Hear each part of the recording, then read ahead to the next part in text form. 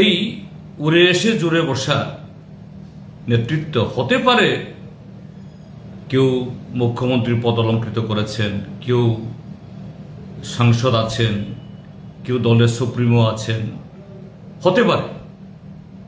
কেননা ভারতীয় রাজনীতির মধ্যে সেই সততা, রাজনৈতিক নৈতিকতা নেই।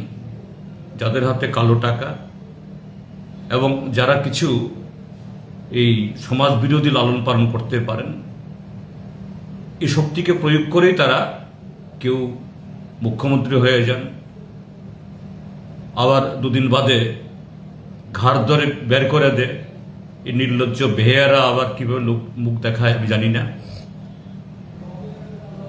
কেউ আবার মঞ্চে উঠে চোখের জল ফেলে, একে গালি দে, তাকে গালি দে, আবার পরদিন তাদের সাথে গিয়ে আনন্দ ফুর্তি করে। কমিউনিস্টের কোন নেতাই নেই ত্রিপুরা রাজ্যের মধ্যে, আর নেতাবিহীন কোনোদিনও দল নির্মাণ হতে পারে না।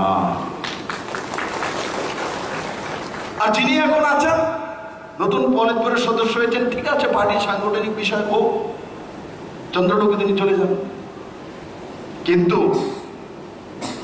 উনি এসটি হয়ে একটা এসটি সিটে দাঁড়ানোর মতো হিম্মত করেনি, শান্তিরবাজারে দাঁড়ানোর হিম্মত নেই, চোরাবাড়িতে দাঁড়ানোর হিম্মত নেই, মনুতে দাঁড়ানোর হিম্মত নেই,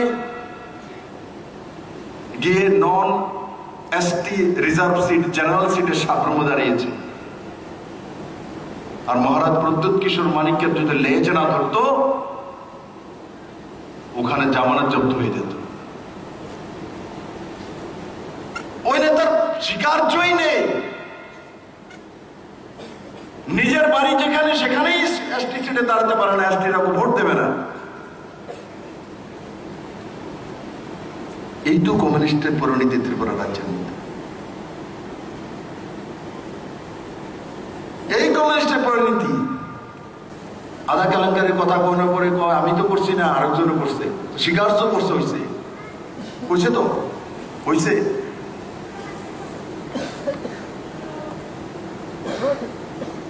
উনিও জানেন যে ত্রিপুরা রাজ্যে কোনোদিন সিপিএম আসবে না, উনিও জানেন। উনি এমনিতেই ওনার ৬৭ বছর বয়স হয়নি,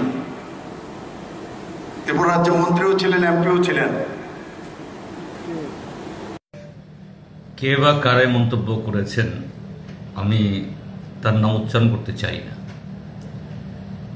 কিন্তু দুর্ভাগ্য হলো আমাদের দেশের রাজনীতিতে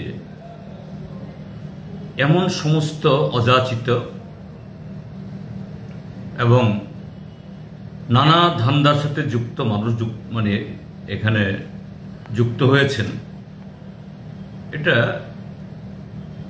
ভারতীয় সভ্যতা, ভারতীয় রাজনীতি, ভারতীয় গণতন্ত্রের একটা বড় দুর্বলতার দিক।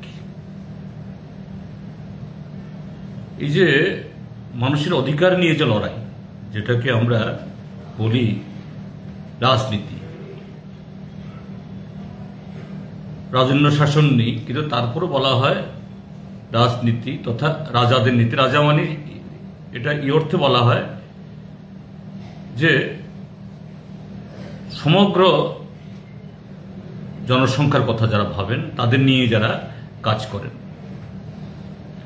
তো এই জায়গায় কিছু অর্ধশিক্ষিত, নানা ধান্দার সাথে যুক্ত লোক যুক্ত হয়ে এই রাজনীতিকে, তার মানটাকে এত নিচে নামিয়ে দিয়েছে। আর ত্রিপুরাজ্য হল তার অন্যতম একটা মৃগয়া ক্ষেত্র। এটা একটা দিক। আর একটা দিক হলো সাম্প্রতিককালে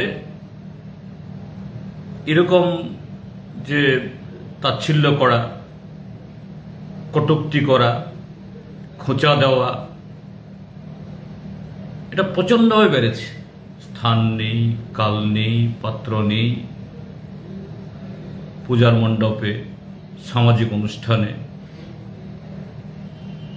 এবং যখন তখন,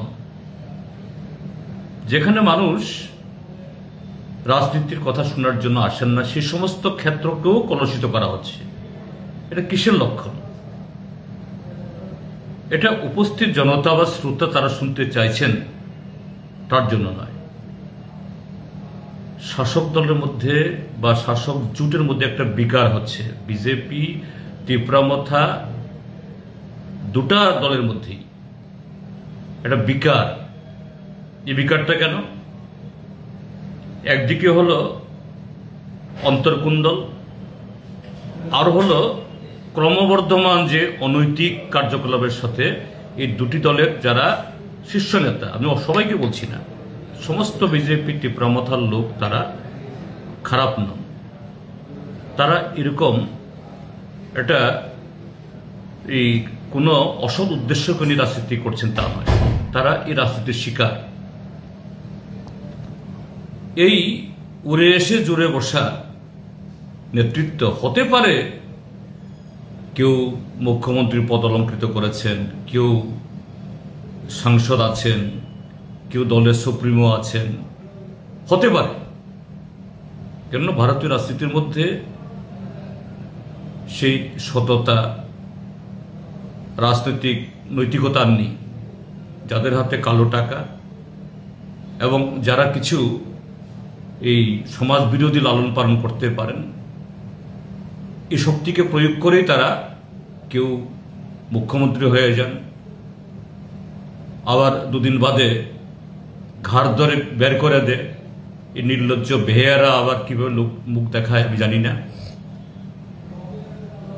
কেউ আবার মঞ্চে ওঠে চোখের জল ফেলে, একে গালি দে তাকে গালি দে, আবার পরদিন তাদের সাথে গিয়ে আনন্দ ফুর্তি করে। আজকে গালি দেবে, বিরোধিতা করবে, কালকে গিয়ে আবার এরা গলাগলি করে। এরা আসলে রাজনীতির উপযুক্ত খেলোয়াড় নয়, এরা হলো দান্দাবাজ। এরা এসছে এই রাজনীতির যে এই অস্ত্রটাকে পুঁজি করে বহন করে কিভাবে রাতারাতি বড় লোক হবে, রাতারাতি তাদের যে অসৎ উদ্দেশ্য এটাকে ভোগ করবে। কাজে তাদের মুখে সমস্ত কথাবার্তা, এর জবাব দেওয়া, তাদের নাম উচ্চারণ করাটাও পাপ,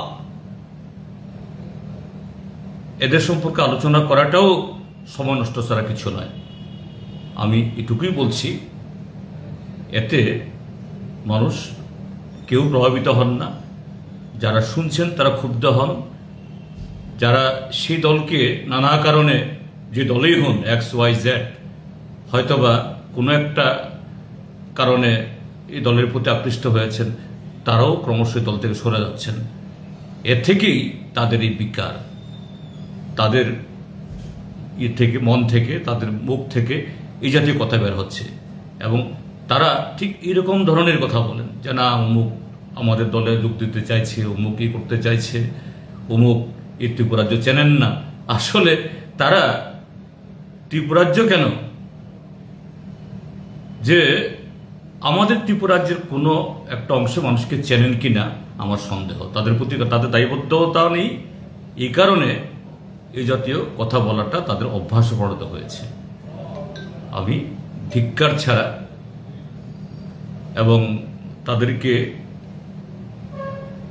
ইনকার করা, অর্থাৎ তাদের থেকে দূরে থাকা ছাড়া এর চেয়ে শ্রেয় ও উপযুক্ত কোনো পদক্ষেপ করা উচিত আমি মনে করি না।